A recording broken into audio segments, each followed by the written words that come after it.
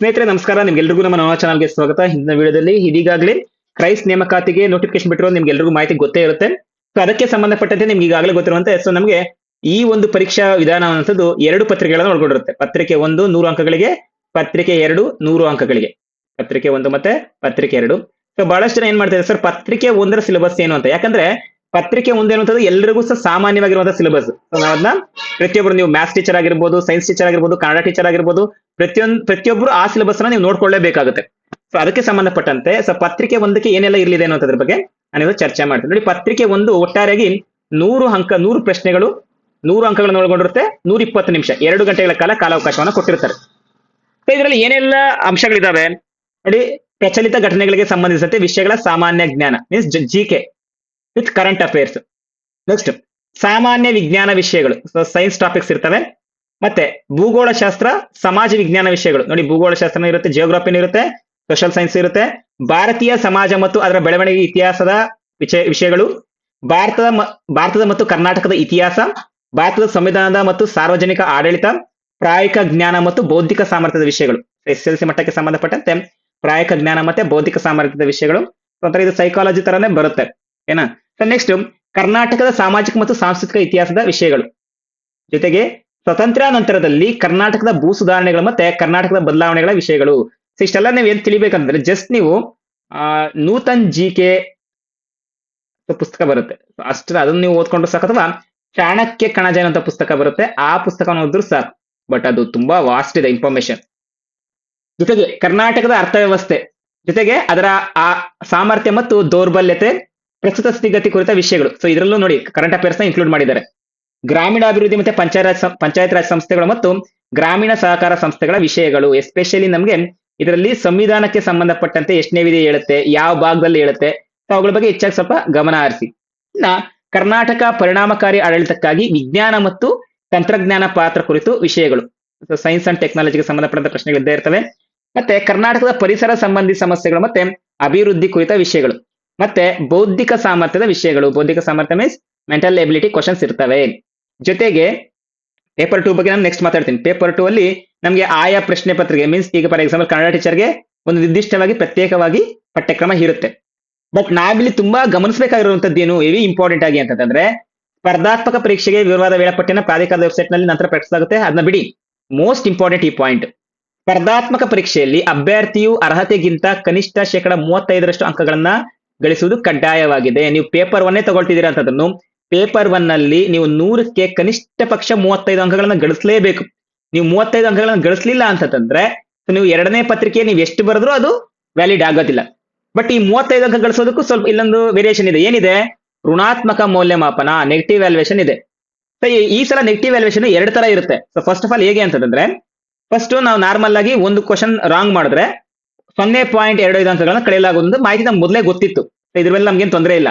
ಆದ್ರೆ ಈಗ OMR ಪತ್ರಿಕೆಯಲ್ಲಿ 5 ಆಪ್ಷನ್ಸ್ ಅನ್ನ ಕೊಡ್ತಾರೆ.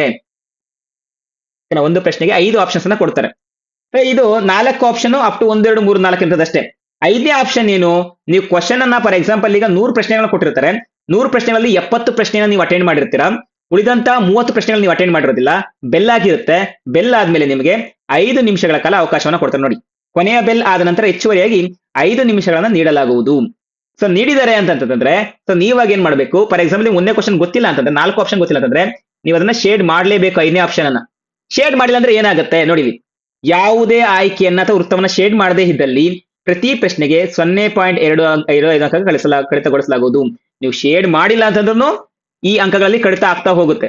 ಸೊ ಇಷ್ಟೆಲ್ಲ ನೀವು ಗಮನದಲ್ಲಿ ಇರಿಸ್ಕೊಂಡು ಕನಿಷ್ಠ ಪಕ್ಷ 35 ಅಂಕಗಳನ್ನ ಪಡೆದುಕೊಂಡ್ರೆ ಮಾತ್ರ ಮುಂದಿನ ಒಂದು ಪತ್ರಿಕೆ. ಫಾರ್ ಎಕ್ಸಾಂಪಲ್ ನೀವು ಸೆಕೆಂಡ್ ಪೇಪರ್ ಅಲ್ಲಿ ನಿಮ್ಮ ವಿಷಯದಲ್ಲಿ ನೀವು ತುಂಬಾ ಪರಿಣಿತ ಇದ್ದೇ ಇರ್ತೀರಾ. 100ಕ್ಕೆ ನೀವು 80 ತಗೊಳ್ಳಿ.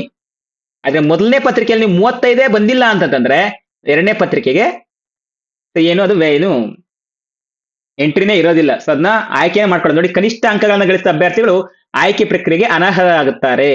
ಪೇಪರ್ 1 ಅಲ್ಲೇ ನಿಮ್ದು ಕಡಿಮೆ ಬಂದಿದೆ ಅಂತಂದ್ರೆ ಪೇಪರ್ 2 ಅವ್ರು ಯಾವುದೇ ಕಾರಣಕ್ಕೂ ಚೆಕ್ ಮಾಡೋದಿಲ್ಲ. ಅದರಿಂದ ಇದಿಷ್ಟು ಸಂಪೂರ್ಣವಾಗಿ ಪತ್ರಿಕೆ 1 ಹೇಗಿರುತ್ತೆ, ಪ್ರತಿಯೊಬ್ಬರು ಇದನ್ನ ಓದಲೇಬೇಕು. ಎಲ್ಲಾ ವಿಷಯಗಳು. ಸರ್ ಏನು 700 ಎಷ್ಟು 76 ಹುದ್ದೆಗಳಿದಾವಲ್ವಾ, 767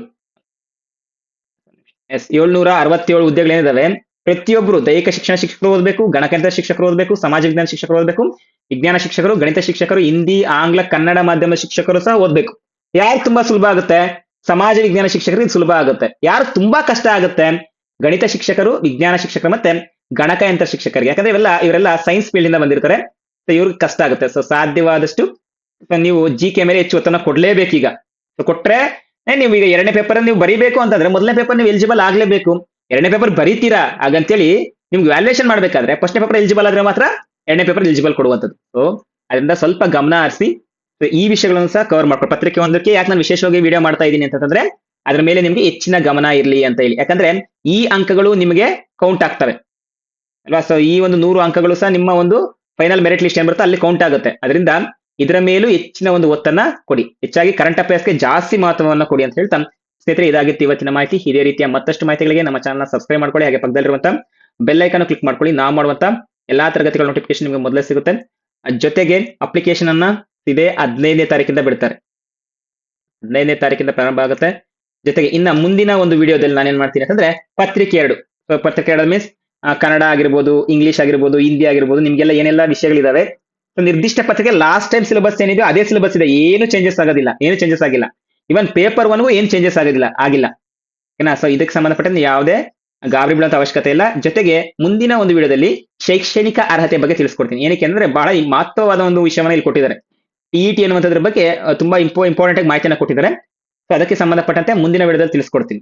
ಸ್ನೇಹಿತರೆ, ಇದೇ ನೀವು ಮೊದಲ ಬಾರಿಗೆ ನಮ್ಮ ಚಾನಲ್ಗೆ ಭೇಟಿ ಕೊಡ್ತೀವಿ, ದಯವಿಟ್ಟು ನಮ್ಮ ಚಾನಲ್ ಸಬ್ಸ್ಕ್ರೈಬ್ ಮಾಡ್ಕೊಳ್ಳಿ. ಹಾಗೆ ಪಕ್ಕದಲ್ಲಿರುವಂತಹ ಬೆಲ್ ಐಕಾನ್ ಕ್ಲಿಕ್ ಮಾಡ್ಕೊಳ್ಳಿ. ನಾವು ಮಾಡುವಂತಹ ಎಲ್ಲಾ ವಿಡಿಯೋಗಳ ನೋಟಿಫಿಕೇಶನ್ ನಿಮಗೆ ಮೊದಲೇ ಸಿಗುತ್ತೆ. ಜೊತೆಗೆ ಈ ಕ್ರೈಸ್ಟ್ ನೇಮಕಾತಿಗಳಿಗೆ ಸಂಬಂಧಪಟ್ಟಂತೆ ಏನೇ ಹೊಸ ಅಪ್ಡೇಟ್ ಬಂದ್ರೂ ಸಹ ಅಷ್ಟೇ ಸಂಪೂರ್ಣವಾಗಿ ನಿಮಗೆ ಅಲ್ಲಿ ಮಾಹಿತಿಯನ್ನು ತಿಳಿಸ್ತೇನೆ. ಜೊತೆಗೆ ನಿಮಗೆ ಈ ಕ್ರೈಸ್ಟ್ ನೇಮಕಾತಿಗೆ ಸಂಬಂಧಪಟ್ಟಂತೆ ಏನಾದರೂ ಅಪ್ಲಿಕೇಶನ್ ಹಾಕುವಾಗ ಲೋಪದೋಷಗಳು ಬಂದರೂ ಸಹ ಅಷ್ಟೇ ನಿಮಗೆ ಒಂದು contact number, so help line number ಅಂತಾನು ಕೊಟ್ಟಿದ್ದಾರೆ ಲಾಸ್ಟ್ ಅಲ್ಲಿ. ಅಷ್ಟೇ ನಾನು ಅವಾಗಲೇ ಸ್ವಲ್ಪ ಫಸ್ಟ್ ವಿಡಿಯೋದಲ್ಲಿ ಹೇಳಿದ್ದೀನಿ. ಸೊ ಮೊದಲನೇ ವಿಡಿಯೋದಲ್ಲಿ ಸಂಪೂರ್ಣವಾಗಿ ಮಾಹಿತಿಯನ್ನ ಕೊಟ್ಟಿದ್ದೀನಿ. ಸೊ ಯಾರಿಗೆಲ್ಲ ಪೇಪರ್ 1 ಬೇಕು ಅಂತ ಹೇಳಿದ್ರು ಅದಕ್ಕೆ ಮಾತ್ರ ಈ ವಿಡಿಯೋ ಮಾಡಿರೋದಷ್ಟೇ. ನೋಡಿ, ಇದರಲ್ಲಿ 080234604660 ಅಂತಿದೆ. ಸೊ ಇದಕ್ಕೆ ನೀವು ಕರೆ ಮಾಡಿ ನಿಮಗೆ ಏನೇ ಇದ್ರು ತೊಂದರೆಗಳಿದ್ರು ಲೋಪದೋಷಗಳಿದ್ರು ನೀವು ಚೇಂಜಸ್ ನ ಮಾಡ್ಕೋಬಹುದು. ಸ್ನೇಹಿತರೆ, ಇದಿಷ್ಟು ಸಂಪೂರ್ಣವಾಗಿ ಇವತ್ತಿನ ವಿಡಿಯೋ. ಮುಂದಿನ ವಿಡಿಯೋದಲ್ಲಿ ಭೇಟಿಯಾಗೋಣ ಸ್ನೇಹಿತರೆ. ನಿಮ್ಗೆಲ್ರಿಗೂ ಧನ್ಯವಾದಗಳು.